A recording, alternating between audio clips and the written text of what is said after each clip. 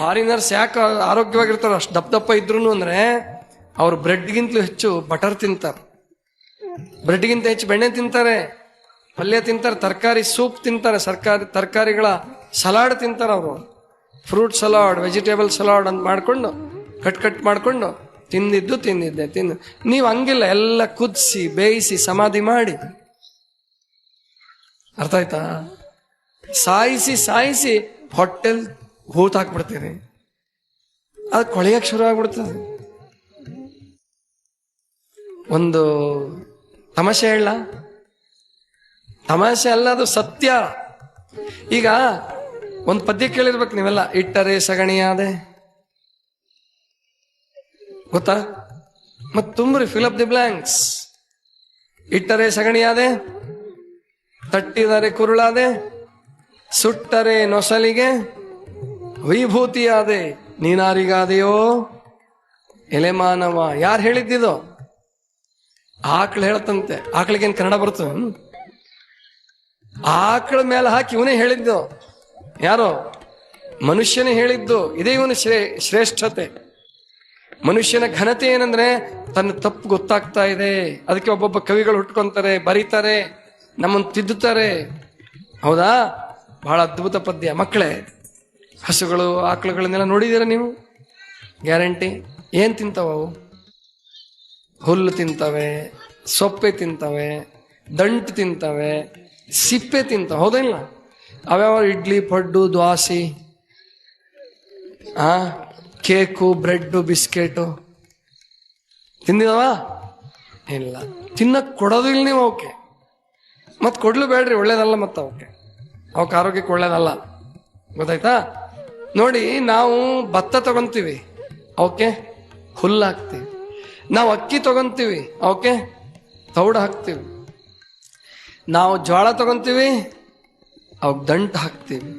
ನಾವು ಬಾಳೆಹಣ್ಣು, ಮಾವಿನ ಹಣ್ಣು ತಿಂತೀವಿ, ಅವಕ್ಕೆ ಸಿಪ್ಪೆ ಎಸಿತೀವಿ. ಹೌದಾ ಇಲ್ವಾ? ನಮಗೆ ಬೇಡವಾದ ಕಸವನ್ನು ತಿಂದು ಅವು ನಮಗೇನು ಕೊಡ್ತವೆ? ಹಾಲು ಕೊಡ್ತವೆ. ಹೌದಾ ಇಲ್ವಾ? ನೋಡಿ, ಯೋಚನೆ ಮಾಡ್ಬೇಕು. ಹೌದಲ್ಲ? ಅವನು ನಮಗಿಂತ ಗಟ್ಟಿ ಇರ್ತಾವ, ನಮಗಿಂತ ಗಟ್ಟಿ ಇರ್ತಾವ. ಈ ಪದ್ಯ ಇದೆಯಲ್ಲ, ಇಟ್ಟರೆ ಸಗಣಿಯಾದೆ, ತಟ್ಟಿದರೆ ಕುರುಳಾದೆ, ಸುಟ್ಟರೆ ನೊಸಲಿಗೆ ವಿಭೂತಿಯಾದೆ, ನೀನಾರಿಗಾದೆಯೋ ಎಲೆ ಮಾನವ. ಅದನ್ನ ಒಬ್ಬ ತಮಾಷೆ ಮಾಡ್ತಾರೆ, ಆರಾಮಿತ್ರ ಅಂತ ಹೇಳಿ ಒಬ್ಬ ಹಾಸ್ಯ ಲೇಖಕರು ತಮಾಷೆ ಮಾಡ್ತಾರೆ. ನೀನಾರಿಗಾದೆಯೋ ಎಲೆ ಮಾನವ, ಕ್ವಶನ್ ಮಾರ್ಕ್ ಇದೆಯಲ್ಲ, ಅವ್ರೇನ್ ಮಾಡ್ತಾರೆ ಗೊತ್ತಾ? ಮುಂದಿಂದ ನೀ ನಾರಿಗಾದೆಯೋ ಎಲೆ ಮಾನವ. ಅಫರ್ಮೇಟಿವ್ ಮಾಡ್ಬಿಡ್ತಾರ ಗೊತ್ತಾಯ್ತಲ್ವಾ? ನೋಡಿ ಎಂತೆಂತ, ಅಷ್ಟರಲ್ಲಿ ನೋಡಿ ಎಂತ ಅದ್ಭುತ, ಎಂತ ಅದ್ಭುತ ನೋಡಿ ಅಲ್ವಾ? ಅದಕ್ಕೆ ನಾವಿಲ್ಲಿ ತಿಳ್ಕೋಬೇಕು. ಆಮೇಲೆ ಮಕ್ಳು ಇನ್ನೊಂದು ಹೇಳ, ಇದನ್ನ ಹೇಳಿದ್ರೆ ನೀವು ಗ್ಯಾರಂಟಿ ಬೈಕೊಂತೀರಿ. ಎಂತ ಕೆಟ್ಟ ಸ್ವಾಮಿಗಳಿದಾರಪ್ಪ ಇವರು ಅಂತೀರಿ, ಗ್ಯಾರಂಟಿ ಅಂತೀರಿ, ನನಗೆ ಗೊತ್ತು. ಆದ್ರೂ ಅನ್ರಿ, ಪರವಾಗಿಲ್ಲ. ಸತ್ಯ ಮಾತ್ರ ಸತ್ಯನೇ ತಾನೆ. ಮಕ್ಕಳೇ, ಗಮನ ಕೊಡ್ರಿ, ಎಲ್ಲ ಗಮನ ಕೊಡಿ. ದೊಡ್ಡವರು ಗಮನ ಕೊಡಿ, ತಾಯಂದ್ರೆ ಗಮನ ಕೊಡಿ. ಸ್ವಲ್ಪ ಬೇಜಾರು ಅನ್ನಿಸ್ತದೆ ನಿಮಗೆ, ಆದ್ರೂ ಬೇಜಾರು ಮಾಡ್ಕೋಬೇಡಿ. ನೀವು ಯಾವಾದ್ರೂ ಸಗಣಿ ನೋಡಿ ಉಗ್ದಿದ್ದೀರನಪ್ಪ? ಸಗಣಿ ನೋಡಿ ಉಗ್ದಿದ್ದೀರಾ?